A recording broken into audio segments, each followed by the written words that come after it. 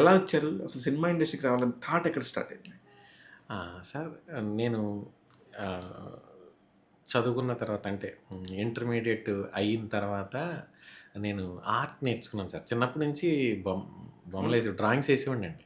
చిరంజీవి గారు ఫోటోలు 'స్వాతి' బుక్‌లో పేపర్‌లో పడి లో క్వాలిటీలోనే ఉంటాయండి. హ్మ్. పడినా అవి తీసుకునెళ్ళి నేను ఎక్కడో బిల్డింగ్ మీద కూర్చొని డ్రాయింగ్స్ ఏసేవాడిని సార్ నేను. హ్మ్. ఎయిత్ క్లాస్ చదువుతున్నప్పుడు, నైన్త్ క్లాస్ చదువుతున్నప్పుడు. అలా నాకు ఆర్ట్ మీద ఎక్కువ ఇంట్రెస్ట్ ఉంది సార్. అవగాహన వచ్చింది. ఉందండి. అది నేను ఇంటర్మీడియేట్ అయిపోయిన తర్వాత మిడిల్ క్లాస్ ఫ్యామిలీ. ఫాదర్ చిన్నప్పుడే అంటే నేను చిన్నతనంలోనే చనిపోయారాయన. ఓహ్! ఏ ఏజ్‌లో? నాకు ఒక 5 ఇయర్స్ అప్పుడే?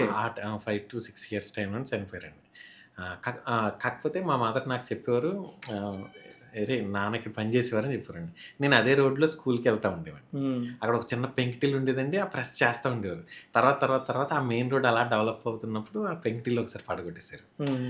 అలా నాకు మా ఫాదర్ విషయాలన్నీ మా మదర్ ఇలా చేసేవారు, అలా చేసేవారు అన్నీ చెప్తా ఉండేవారు. ఆ జర్నీ ఉందండి. తర్వాత నేను ఈ డ్రాయింగ్ కోసం కాకినాడలో బాబాయ్ ఆర్ట్స్ అని చెప్పేసి ఒక అడ్వర్టైజ్మెంట్ కంపెనీ ఉందండి. హ్మ్. అక్కడ నేను జాయిన్ అయ్యానండి. జాయిన్ అయ్యి నేను ఆర్ట్ నేర్చుకున్నాను. నేను సినిమాలన్నిట్లికి ఇప్పుడంటే ఫ్లెక్స్ డిజైన్‌లు, ప్రింట్స్ వెళ్తున్నాయండి. కానీ అంతకుముందు క్లాత్ బ్యానర్స్ మీద బ్యానర్స్ మీద పెయింటింగ్ ఏసేవారు. సుస్వాగతం అని చెప్పేసి అందు మీద ఏదైతే 'నరసింహనాయుడు' హ్మ్.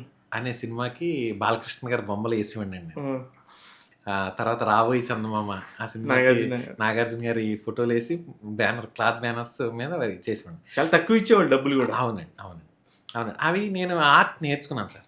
అయితే నేను ఆర్ట్ నేర్చుకున్న ఆ క్రమంలో నేను ఎవరైతే గురువుగారి దగ్గర నేర్చుకున్నానో, ఆయనకి సినిమా ఇండస్ట్రీ మీద ఇంట్రెస్ట్ ఉండేదనమాట. వాళ్ళ ఓకే. అబ్బాయిని హీరోగా చేయాలని అనుకునేవారాయన. అయ్యో! ఓకే. ఆయన వాళ్ళ అబ్బాయి హీరోగా చేయాలనుకున్న దగ్గర నుంచి జర్నీ స్టార్ట్ అయ్యి, కోటేశ్వరరావు గారు వాళ్ళ అబ్బాయిని హీరోగా చేయాలన్న దగ్గర సినిమా అయిందండి. వెరీ నైస్ అసలకి. బ్యూటిఫుల్ జర్నీ అండి. హ్మ్. సార్. కానీ ఆ జర్నీ ఉంటది సార్. ప్రతి ఒక్కళ్ళ లైఫ్‌లో ఎక్కడో ఉంటది కానీ, మీరు చెప్పిన విధానంలోనే మీరు ఒక దర్శకుడిగా అని చెప్పేసి చాలా బాగా చెప్పారు. సార్. నాకు మీ మదర్ ఎమోషన్ కనిపించింది. అవును. మీరు ఆ రోడ్డు మీద వెళ్తున్నప్పుడు ఆ పెంకుటిల్లు కనిపించింది. అవునండి. ఆ పెంకుటిల్లు మళ్ళీ డెవలప్‌మెంట్‌లో పోవడం అవును. కనిపించింది. అవును. దిస్ ఇస్ ద అవును. నరేషన్ కదా! చాలా చిన్నదండి. చాలా చిన్నగా ఉండేదనమాటండి. హ్మ్. ఒక 10 ఫీట్ వెడల్పు ఉంటది. లో లోపలికి లోపలికి ఉంటది. మాత్రం ఒక 100 ఫీట్ పొడవుగా ఉంటదనమాటండి. అక్కడ అదే అలా ఉంటాయి కదా! ఊళ్ళల్లో ఇల్లులు. అవునండి. అలాంటి చోట అక్కడ వరకు ఉంటదండి. బయట ఒక బోర్డ్ ఉండేది.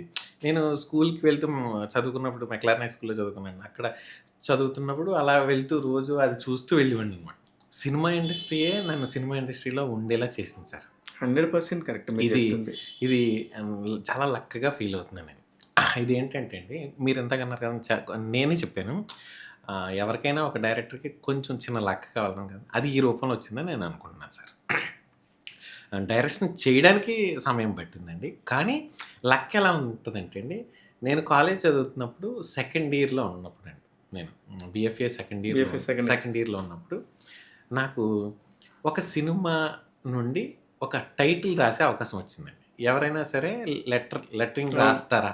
అని జెప్పేసి ఒక 'కొత్త బంగారు లోకం' అనే సినిమాకి టైటిల్ ఆ! రాసే అవకాశం వచ్చిందండి. ఆ! సూపర్. ఆ! నేను కాలేజీలో ఉన్నాను. సెకండ్ ఇయర్ చదువుతున్నా.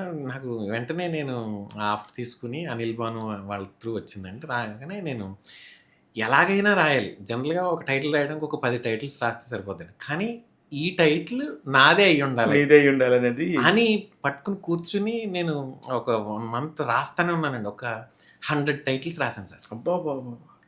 Very 100, nice. 100 టైటిల్స్ 100 ఫాంట్స్ రాసా. రాసిన తర్వాత అందులో ఫస్ట్ ఫాంట్ నాది 'కొత్త బంగారు లోకం' అనే సినిమా టైటిల్ పోస్టర్ మీద పడింది సార్. 2007, 8 అవును. ఆ టైం. 7 ఆ టైంలో పడింది సార్. నేను భీమవరం అనే ఊర్లో ఒక పోస్టర్ మీద చూస్తే 'కొత్త బంగారు లోకం' అని ఉందండి. నాకు చాలా హ్యాపీగా అనిపించింది. అంటే నేను రాసిందే. నేను నా హ్యాండ్ రైటింగ్ ఇక్కడ పోస్టర్ మీద కనిపించింది. అక్కడి నుండి నాకు ఒక చిన్న హోప్ వచ్చిందండి. యెస్. ఆ సినిమా టైటిల్ రాయడంతో నాకు కొంచెం ఖర్చులకి డబ్బులొచ్చినియి. కాలేజ్ చదువుకోవడానికి డబ్బులొచ్చినియి ఫస్ట్ పాయింట్. ఇటు పక్క వర్క్ చేయడానికి ఉంది సినిమా పని. ఇది కూడా సినిమా పని. సినిమా పనిలో డైరెక్షన్ ఒక పని, లేదంటే ఈ ఆర్ట్ ఒక పని. అలా పెట్టుకున్నాను సార్. అలా పెట్టుకొని నేను రాస్తూనే ఉన్నాను సార్. ఇప్పటి వరకు నేను 350 ఫిల్మ్స్‌కి టైటిల్స్ రాసాను సార్. వెరీ గుడ్ అండి. ఓకే. సూపర్ అసలు. ఇది నాకు తెలీదు. ఇది నిజంగా అదృష్టం సార్. సినిమా ఇండస్ట్రీ ఏదో రకంగా తీసేసుకుంటుంది. నేను అదే చెప్తాను. సార్. ఇక్కడ టాలెంట్ ఉన్నా లేకపోయినా సార్.